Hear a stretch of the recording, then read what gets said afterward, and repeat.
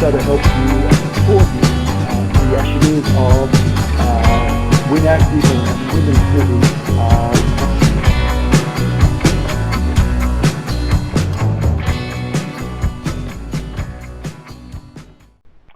Hi, welcome again to an exciting, I'm really pumped about this WynActive webcast. It's our third one and really early. We've gone big. So I'll get James to introduce our special guest in just a moment. But as you know, my name's Barry Harrison and I'm with WynActive.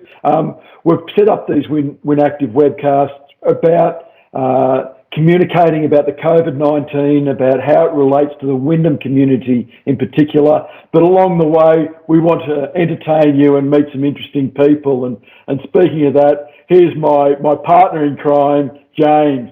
I'll let you go for it. Thanks, Barry, and it's fantastic to join you again, and hope the WynActive team and everyone in the WynActive community is holding up well.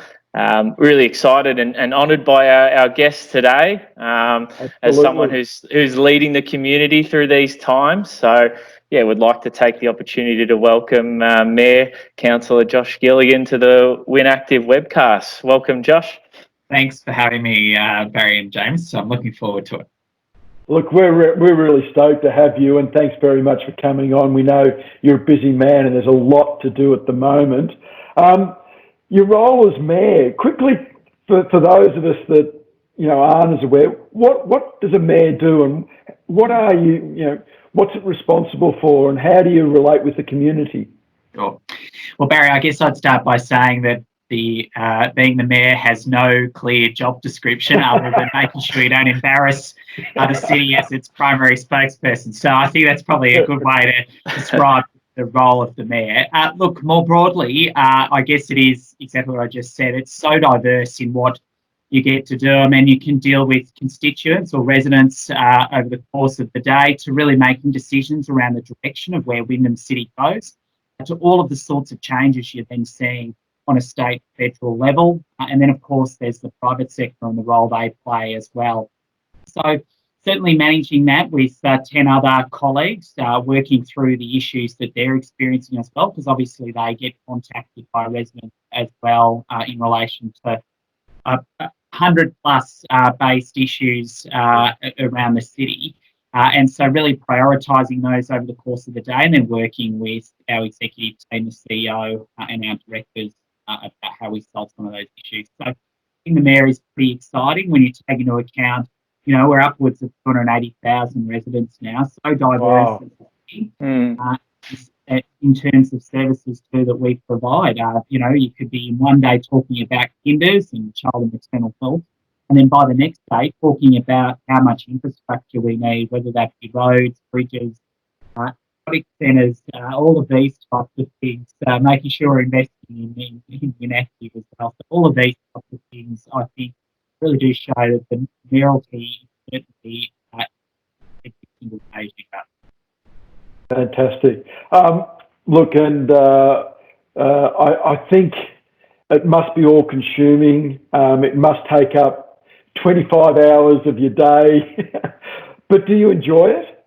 I love it. I mean, if you asked me about 5 or 6 weeks ago, would I be doing all these live television crosses around discussing potential for soil going in Wyndham Vale and trying to essentially take on that issue, I would have said to you, no way would that occur in a mayoral year. And then obviously dealing with what is an unprecedented situation for the 5 weeks following really does show that this has been probably the more active of the 4 years. I think is pretty fair to say for the other mayors this year. It's enormously challenging because you get emotionally affected by what's going on as well. I mean, you know exactly the trends that we're seeing, the unemployment rate going up, knowing that's impacting on our city, hearing about the impacts on migration. We know that 48% of our city is migrants, and the impact on temporary visa holders in our city. All of these types of things, you start to realise some of the policy challenges we're experiencing through COVID-19. Making sure we're managing the services for our more vulnerable community. And then there are really exciting days where you hear that we've achieved a local procurement contract with a local producer for toilet paper. making sure we're getting that out to our Meals on Wheels program for the elderly. So there's some really exciting things you can do in the Mayoralty, and I think it's been a really big test for our city this year in what is an unprecedented environment. Also in terms of council about our service delivery, also being able to engage with the community and working as a team. I'm pretty proud of the councillors and the way in which we've worked collaboratively as a team. We've really got together using technology to really work collaboratively to achieve the best outcome for our city. And I think that's playing out right now. Brilliant.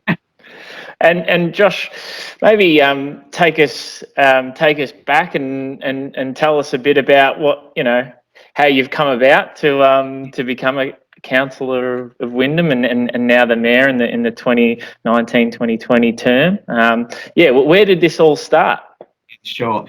So, Judge, I think it's pretty fair to say that most Gen Y people don't really get into politics. It's not a passionate area. People become disillusioned with politics sometimes. For me, polar opposite. I felt it was the way to be able to give back to the community.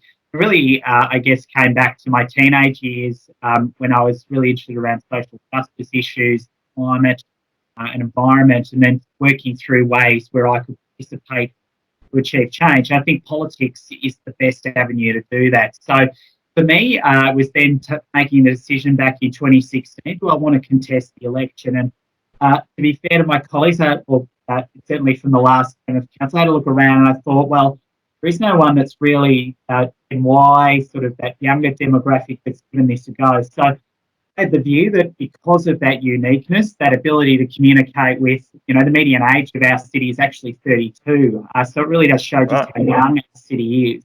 Yeah. And I thought to myself, if I pitch that way, I pitch an argument that it's important to have the next generation of voice on council, perhaps I'd have a shot at getting elected. So I came second in terms of the primaries, which I thought was pretty remarkable in a city, in a voting base of over 40,000 residents who had a casting vote, and then got elected. So I was one of the youngest at that point in Wyndham City history.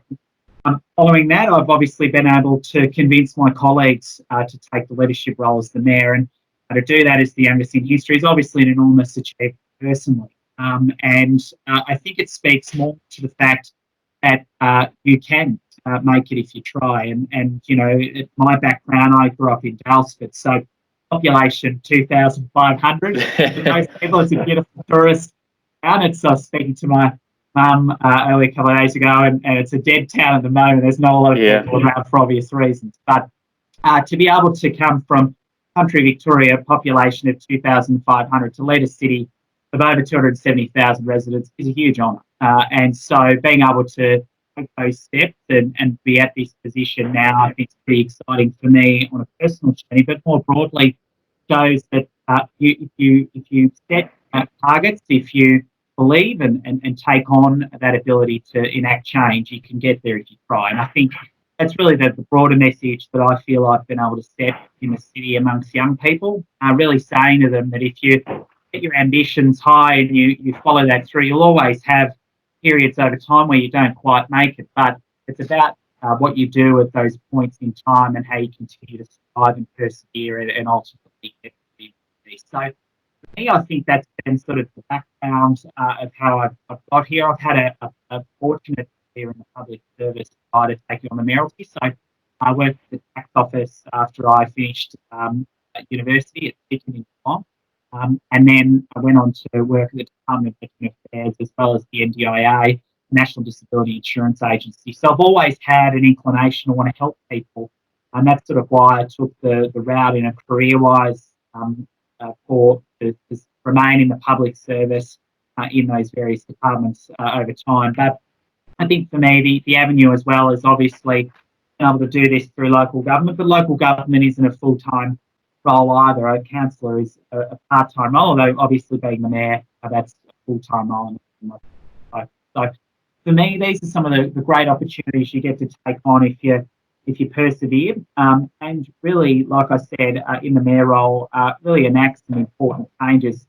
We've done a lot over the last 4 years in this city. This city has changed fundamentally in 4 years, and it'll change again drastically in the next 4 really being able to set that high bar around how do we want private investment? Do we want a soccer stadium? We do. And we fought really hard as a councillor group to get that A-League licence. We secured it, and we're looking at $200 million of investment here in the city of Wyndham, and a licence for a major league sporting code that I think is phenomenal. So these are some of the things you get to be part of as a councillor, and I find it to be exciting. And as I said before, you can day on day what's on the agenda the week after or the week next, and there is so much you can do as a councillor and as a mayor. And I think that's the exciting part of a population this size. Josh, for me, I've been over my journey associated with a number of councils in managing leisure and entertainment centres.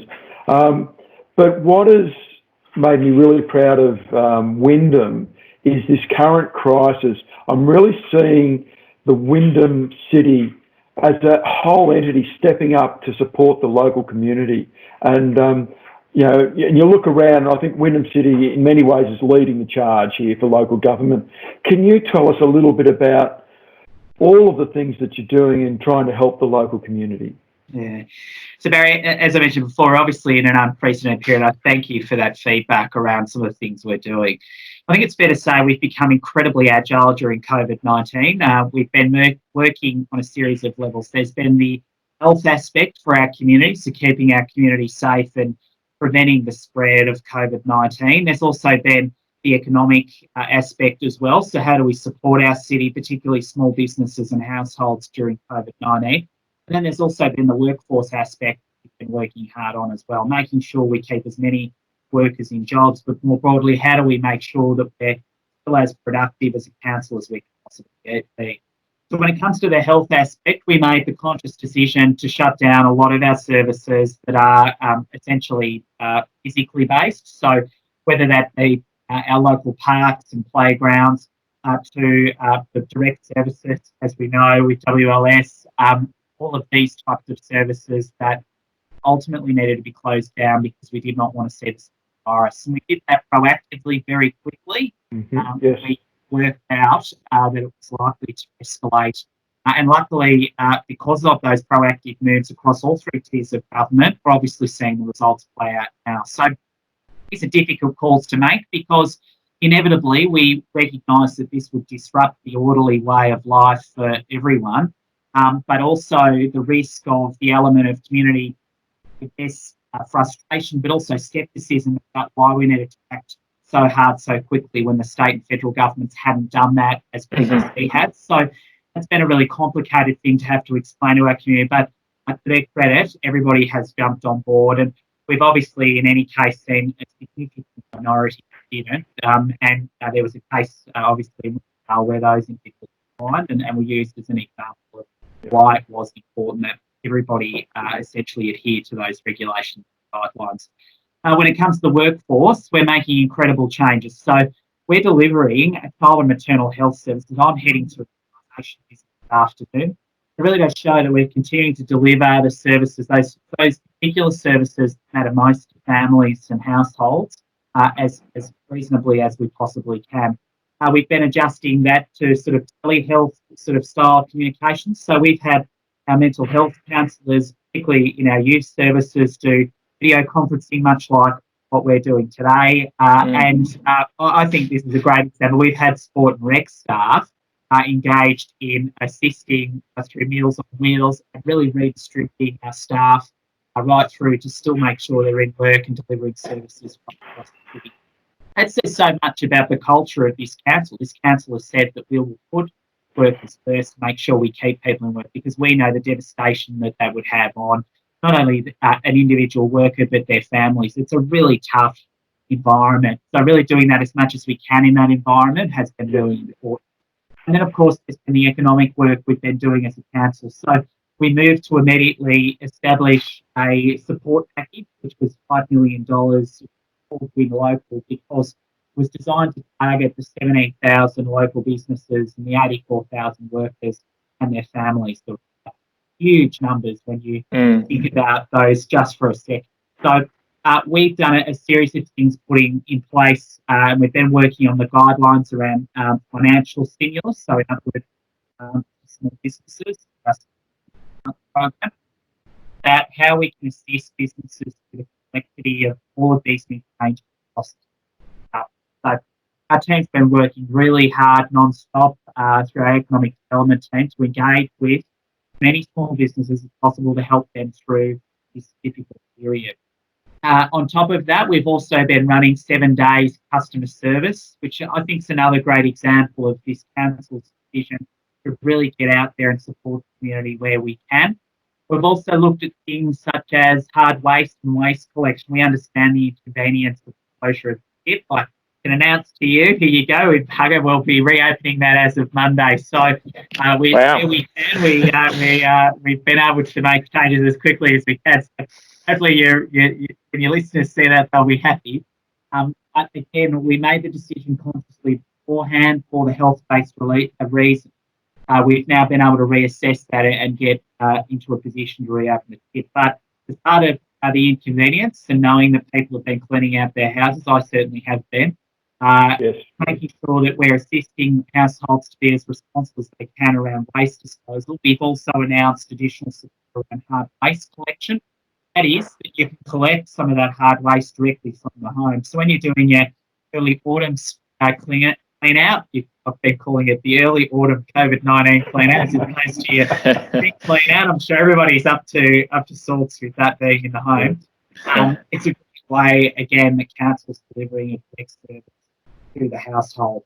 And then there's the broader social services that they're doing, our Wyndham Together program. So really looking at how to deliver story time into households that have younger families and young kids. So that's been really important. It's a huge take-up of that. It's been pretty awesome to see, I must say, how our Wyndham Libraries team, our broader early childhood team have adapted to that. And then there's so much going on, basically, in essence, is what I'm saying. Go online to our website, have a look at the services that are still available to you. But it's out of the fact that our council is continuing to deliver services with satisfaction levels of and what is an unprecedented situation. And just back to the workforce aspect, which I think is exciting, we're hearing a lot of really positive feedback internally within council because of the way we've been able to adjust and make the forward investment around IT and technology where people are able to collaborate and you're still getting the same, if not greater, productivity levels from the workforce. And I think it's probably here to stay, I would say. I'm sure the CEO will consider ways that we can really enhance this post-COVID-19 because it'll help the situations around road congestion in our city and how you get the workforce not necessarily moving at that typical 9 to 5 timeline. So I think there are some positives, and not just at council, but for businesses around the whole agile nature of the workforce. So I think there are some of the things that will be taken away where we will all be better off, dare I say it, in this environment to what is an unprecedented situation, notwithstanding the fact we're still all up and not keen as ever about. And I'll finish up on this point, which I think is probably an exciting aspect. You see so many people walking and cycling and taking their dogs out in ways I've never seen before. I've got this tradition that I do in Tarnee. And I can tell you that the uptake has been enormous. I've never seen so many people out exercising. And I think, again, some of these behavioural changes from households are going to create an interesting story for months and years to come post-COVID-19. It's important they stay active. I'm sure you agree, Barry and James, and I know you're doing your best when they're in the house to make sure they're taking up yoga, Pilates, and all of the exercise opportunities that exist. I know you guys are doing it. Thank you. Look, we might just finish off, James, if you're okay with this. Can I just say, Josh, your explanation is fantastic, and your enthusiasm and your passion, it shines through, and I think that I hope the Wyndham community see that as we do as well. But what are you grateful for? And something where James and I do on these webcasts is try and look at the positives. And what are you grateful for, at this time when we can always look at the negatives? Yeah. Look, I'm probably biased in saying this, but I am grateful for the way in which we've got so many parks and open spaces out there across the city. Because when you're bottled up in your home and you've got to go out, and I've got a French bulldog that I walk as well, when you've got to get out and about, you are incredibly appreciative of that. Now, sure, some parks we appreciate do need a bit of pruning, which will come back and we'll get that moving soon. But being able to walk around and enjoy that, seeing the tree canopy, so the amount of trees we've been planting. Boy, do you realise how important it is to have trees along residential streets. We're seeing those play out now around the livability of our city. So that's certainly one point I'd make. More broadly, I guess I'm incredibly grateful, not just for that aspect, but it gives you the time too in this period to really have a think about all the things that we take for granted sometimes as well. Yes. That ability for us when we're stuck in congestion, how important family is, and so all of these types of things for me personally have come back home when you spend a lot of time, working day to day, as we've mentioned, as a mayor, you do quite a lot of things in a day, but you learn and appreciate your friends and your family networks at times like this. And I think that for me is another thing that's been really, really important more than ever before, being able to check in and have chats in the way you traditionally would when you're just so busy every day. So I think there's a lot of that. So they're probably the two major things for me on a personal level. Cooking has been another thing, can I say? Realising how my culinary skills definitely needed improvement. I think watching some YouTube hits about how to cook some lasagna has been another aspect of what I've been grateful for during COVID-19. So there's some of the upsides, I think, in what is really an unprecedented environment. You certainly appreciate your way of life. How good we do have it relative to other countries as well. So I think for all of these reasons, these things inevitably come to you when you're in a period where you're locked in the home day to day because it's been regulated to do so, and then you start to think about these things. So I think for all of those reasons, I would say that's probably my answer to your question, Barry. But we will get through this. I think we'll bounce back stronger than ever before, as we've heard that from our state and federal leaders. But as I said, I think there are the other positives too around how this works for workforces, how this means for our workforce and the way we live and work, and making sure that in the case of Wyndham City that we're as accommodative as possible, where we can create a more agile workforce for our employees, making sure that if they can work from home to achieve that family life balance, well, this has been a proven example over a long period of time for the government and the private sector to really test this out. I mean, you're seeing some great examples of companies like Office and Telstra saying the same. Potentially, they start to work out.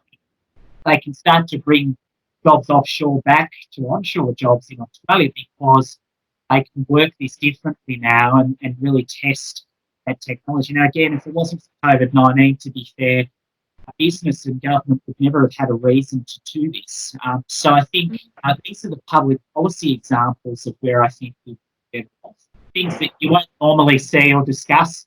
I'm a mayor, and I guess this is the sort of stuff we discuss every day around policy decisions. So for your WynActive listeners, I'm sure they'll understand that as another that most people wouldn't think about in their day-to-day lives. But I think for me and my perspective, I think there's certainly some other positives. Fantastic. Yeah.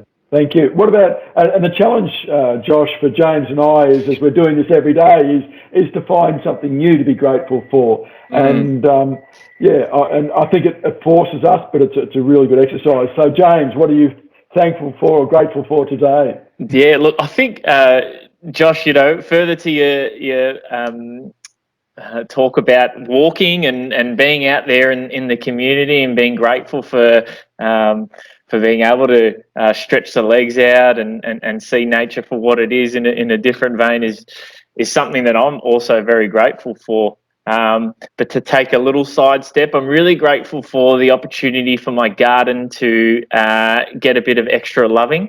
I'm not the biggest green thumb getting around, but I suppose I'm trying to take this opportunity to learn maybe a thing or two around how to grow a few winter vegetables. So time will tell around that. But those are the small things that I think we've just got to look at and be grateful for. So I suppose further to that, Barry, we'll continue to find the positives, because there's so many more out there.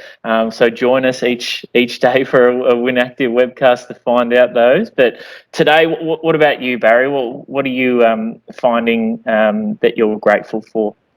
Well, I'll tell you a little bit of a story. Just on 3 weeks ago, in the middle of the night, my wife got a phone call from my daughter, who was living in London. Things weren't great. She was fine. She was no dramas, but just really wanted to come home. So within 36 hours, she was on a plane, arrived in Melbourne, straight to Crown, under isolation for 2 weeks. She's now back home with us. So I'm really, really grateful for that. Brilliant. So yeah, I'm very happy now. So the whole family's back together. Yes. Right. Fantastic. Yeah. Good result. Absolutely. Josh, thank you very much for giving up your time. I know James and I really appreciate it, and all of the Wyndham community appreciate the ability to see you speaking and speaking, as I said, with the passion and so much that you are doing and helping the community. We really appreciate it. Thanks for coming on board. James, you and I will be back next week. I think Can't wait. Tuesday we're speaking to your boss. Yes, I look forward to it. There's many more insights to come, and a lot more fun to be had. So stay in tune. I've no doubt. And look, I'll leave it on this now. I just want to say to both of you, thank you so much for having me on this program. Another great example of how you guys have been adapting to the environment as well, and really making sure that WynActive is still delivering an important service to our community. And I can't thank you enough for adaptation in this environment. Now, I've heard a lot of really positive feedback about videos that you're doing and really making sure you're still getting into these households. So thank you so much. Thanks very much. Thanks, Josh. Thanks, guys. Bye. See you, everyone. Thanks, Barry. See you Thanks, next week. everyone.